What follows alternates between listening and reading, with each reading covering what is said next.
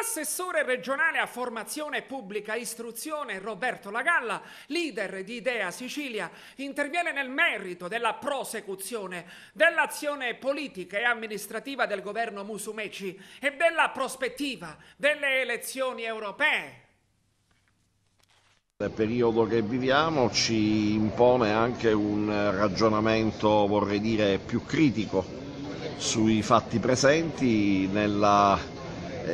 logica di guardare sia alla prospettiva europea quanto alla prospettiva ulteriore di rilancio della Sicilia,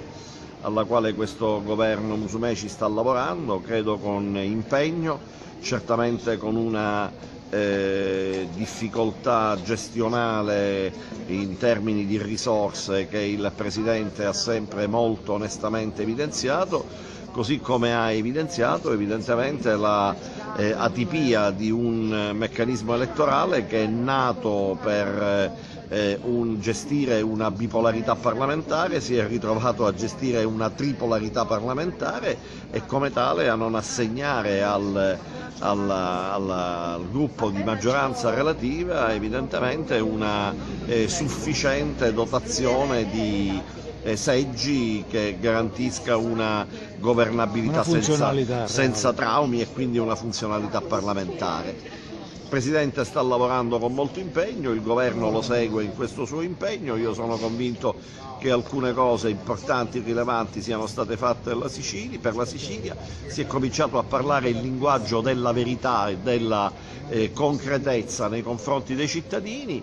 Sono certo che questo sarà apprezzato dalle nostre comunità e abbiamo un tempo sufficiente per poter, in qualche modo produrre risultati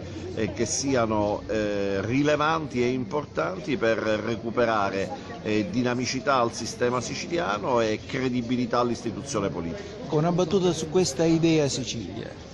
Idea Sicilia è un movimento di pensiero, di riflessione, un recinto di ispirazione moderata e centrista che ovviamente guarda alla osservazione critica dei fenomeni come al suo obiettivo, alla sua ragione sociale, al suo obiettivo principale. È chiaro che sposa una politica di centro che evidentemente si riconosce in un gruppo parlamentare identificato all'interno del Parlamento regionale, in una alleanza leale con il governo Musumeci, ha attraverso me una presenza governativa che scaturisce da un impegno iniziale mantenuto del Presidente Musumeci. Credo che le persone che si muovono all'interno di questo movimento abbiano in questo momento non solo una possibilità di esprimersi nelle stesse azioni di governo, ma abbiano anche la percezione che non abbiamo tradito in questo percorso che guarda alla comunità studentesca, alla scuola, all'università come riferimenti essenziali, non abbiamo tradito il messaggio originario del movimento stesso.